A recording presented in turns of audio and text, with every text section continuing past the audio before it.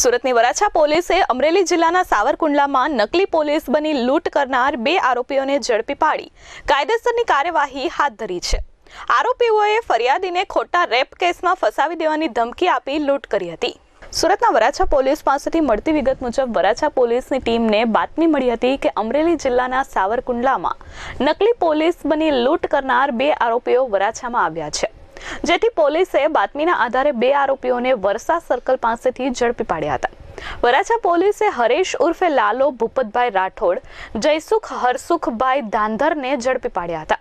આરોપીઓની પૂછપરછમાં સામે આવ્યું હતું કે સાવરકુંડલામાં એક વ્યક્તિને પોલીસની ખોટી ઓળખ આપી ખોટા રેપ કેસમાં ફસાવી દેવાની ધમકી આપી હતી અને જો આ કેસમાં છૂટવું હોય તો 6 લાખ રૂપિયા આપવા પડશે તેમ કહી મોબાઈલ અને એક કારની ચાવીની લૂંટ કરી નાસી છૂટ્યા હતા।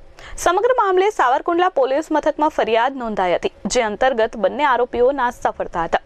હાલ તો વરાછા પોલીસે બંને આરોપીઓની ધરપકડ કરી કાયદેસરની કાર્યવાહી હાથ ધરી છે। આરોપીઓનો કબજો સાવરકુંડલા પોલીસને સોંપવાની તજવીજ હાથ ધરી છે। Bureau report S24 news Surat.